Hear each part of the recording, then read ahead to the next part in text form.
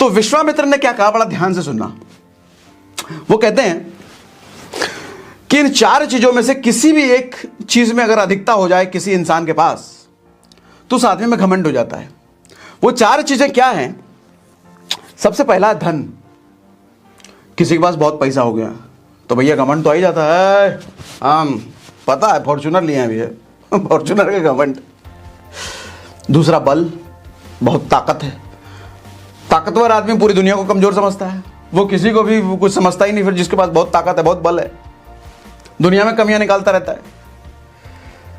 उसके बाद बुद्धि, जो बुद्धिमान व्यक्ति होता है उसको पूरी दुनिया बेवकूफ दिखती है। फिर सुंदरता, जो सुंदर आदमी होता है वो अपने चौड़ में रहता है, मैं सुंदर हूं, चाहे लड़का हो लड़के, अरे मैं सुंदर, मैं सुंदर, मैं सुंदर, खूबसूरत। तो विश्वामित्र कहते हैं कि इन 4 में से कोई भी एक चीज किसी के पास अधिक हो जाए तो उस आदमी को घमंड हो जाता है।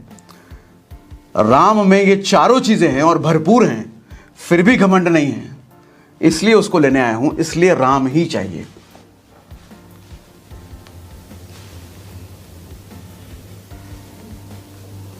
मैं लोगों को देखता हूं बाइक के पीछे लिखवाएंगे जय श्री राम, हेडलाइट पे लिखवाएंगे जय श्री राम, टी शर्ट में लिखवाएंगे जय श्री राम, मुंह से जोर जोर से चिल्लाएंगे जय श्री राम। अरे मुंह से बोलोगे कि स्टिकर लगवाओगे कि राम से कुछ सीखोगे भी?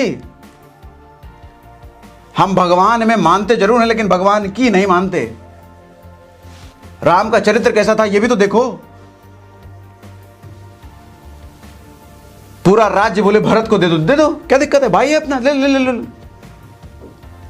आज के टाइम में अगर भाई बोल दे भैया वो गांव वाला घर आप रख लो, शहर वाला घर हम रख लेते हैं, उसमें थोड़ा सा बनाते हैं, थोड़ा जमीन काम हो जाएगा, तुरंत कॉलर पकड़ लोगे। ऐसे कैसे?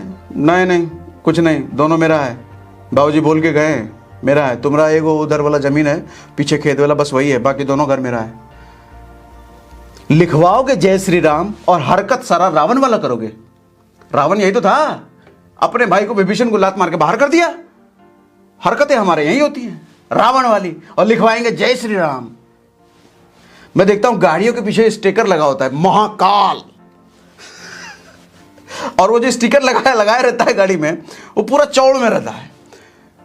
रिक्शा वाला कहीं टच हो गया तो रिक्शा वाले को एक थाप मार देगा, तुम पता नहीं कौन है, महाकाल लिखा हुआ है मेरे पीछे। किसी सब्जी वाले से लड़ेगा, छोटे छोटे लोगों से लड़ेगा। अरे महाकाल का मतलब मालूम क्या होता है? महाकाल का अगर स्टिकर लगवा के रखे हो तो महाकाल से सीखो ना, वो कैसे है उनकी तरह बनो, तो बनने की कोशिश तो करो।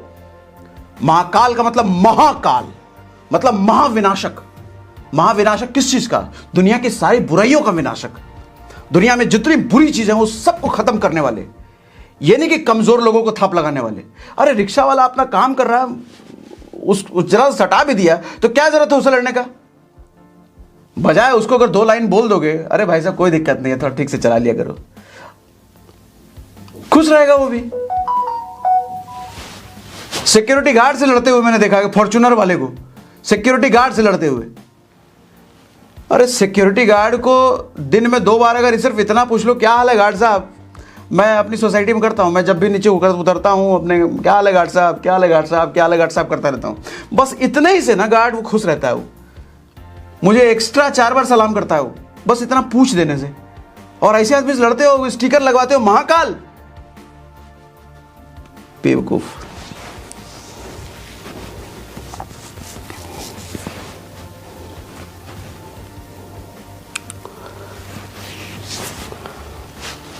सोच में ताकत होनी चाहिए सर, मानसिक मजबूती जरूरी है। ये सब ना मानसिक अपंगता, मानसिक विकलांगता के लक्षण हैं, ये सब करना कमजोरी का निशानी है। फॉर्च्यूनर खरीद लिए तो हम ताकतवर है। अरे फॉर्च्यूनर तो गाड़ी है, टोयोटा ने बनाया, टोयोटा वाले ताकतवर है, तुम थोड़ी हो। तुम तो ताकतवर तब बनोगे जब अपने मानसिक चीजों को विकसित करोगे, जब अपने काबिलियत डेवलप करोगे, चरित्र लाओगे राम वाला, चरित्र लाओगे महाकाल वाला, तब जाके ताकतवर बनोगे ना।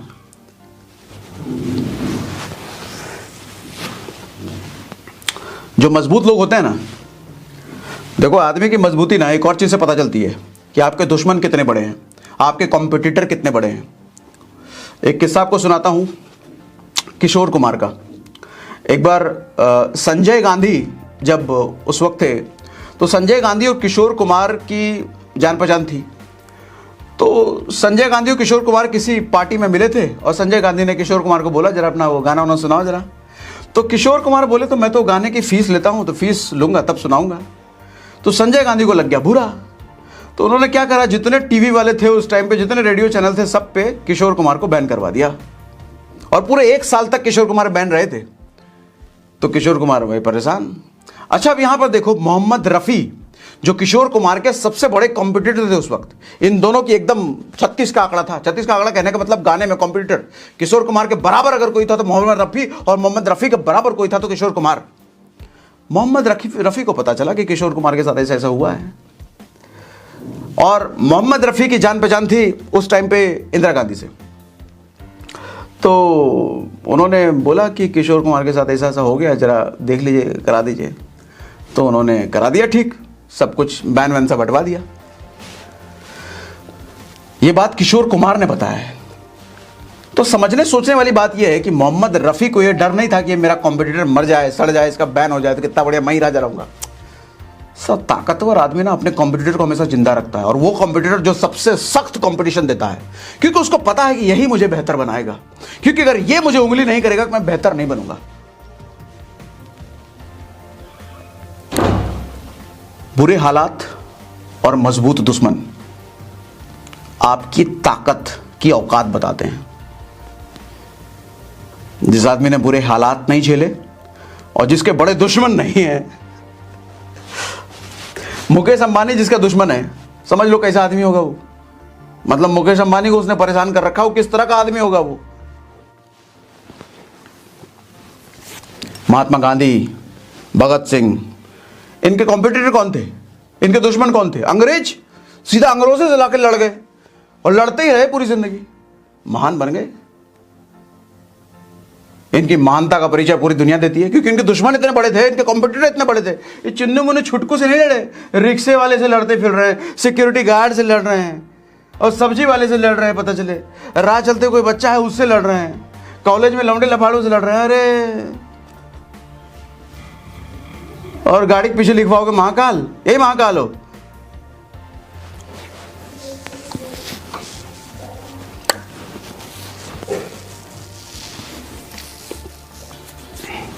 देखो, मजनू बनने का इतना ही शौक है ना, तो मेहनत को अपनी लैला बना लो, क्योंकि जिसने मेहनत से मोहब्बत कर ली ना, ये उसकी जिंदगी बना देती है।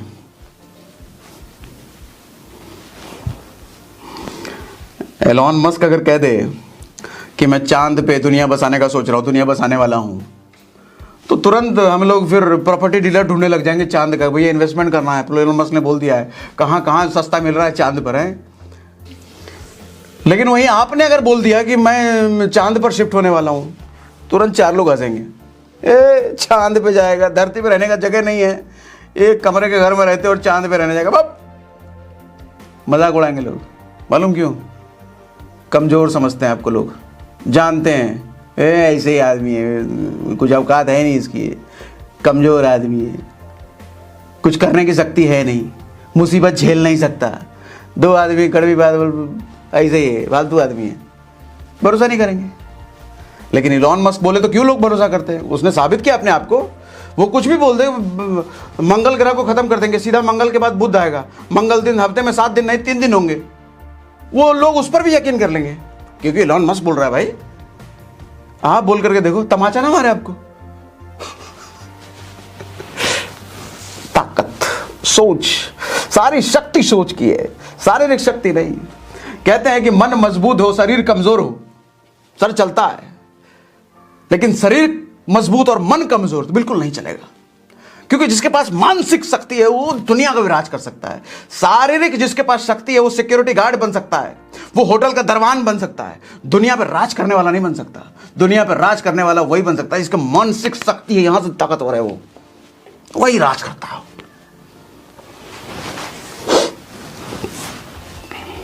आप कमजोर नहीं हो, बस आपने अपनी ताकत को मंझा नहीं है। दुनिया में हर किसी के पास भगवान ने इस एक स्पेशल टैलेंट तो दिया है, कुछ ना कुछ टैलेंट हर किसी के पास है, बस हमने उस टैलेंट को मंझा नहीं है, मतलब उसकी प्रैक्टिस नहीं करी है। एक छोटी सी स्टोरी शेयर करता हूं आपको सुरेश ओबरॉय की। सुरेश ओबरॉय का एक इंटरव्यू मैंने सुन रहा था, तो बताते हैं कि जब नया नया वो फिल्म इंडस्ट्री में काम मांगने के लिए आए थे ना, तो कोई काम दे नहीं रहा था, तो किसी ने उसको सजेस्ट किया कि भाई तुम्हारी आवाज़ अच्छी है, रेडियो पे क्यों नहीं ट्राई करते।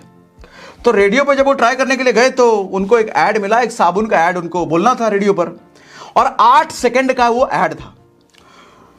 तो उनको बोला गया था कि 8 सेकंड में तुमको इस तरीके से बोलना है कि, क्योंकि रेडियो ही सब कुछ था भाई, आवाज जनता को क्लियर सुनाई दे, फीलिंग के साथ सुनाई दे, टोन अप डाउन वगैरह सब हो। और पहली बार सुरेश ओबरॉय ने वो 8 सेकंड की स्क्रिप्ट 20 सेकंड में पढ़ी, तो डायरेक्टर ने बोला भाई 20 सेकंड में नहीं होगा, 8 सेकंड में ही लाना पड़ेगा। तो कितना कितना करके 8 सेकंड 10 सेकंड में बोल तो दिया उन्होंने, लेकिन वो बोले ऐसा बोलने वाले भी ना समझ आ रहा। तो डायरेक्टर ने बोला एक दिन का समय लो, प्रैक्टिस करो, हो जाएगा, करो। तो घर पे गए, अगले दिन पूरे वो बताते हैं कि 8 घंटे उनको लगे 8 सेकंड की स्क्रिप्ट को प्रैक्टिस करने में, 8 घंटे, और तब जाकर के वो बोल पाए। तो वही वो बताते हैं कि देखो, अच्छी आवाज दुनिया में न जाने कितने ऐसे लोगों के पास होगी, लेकिन उस अच्छी आवाज होने के बावजूद उन्होंने अपनी आवाज को निखारा नहीं, उस पर प्रैक्टिस नहीं किया है, उसको मंझा नहीं है, तो वो स्क्रिप्ट को वो 8 सेकंड में खूबसूरती से नहीं बोल पाते।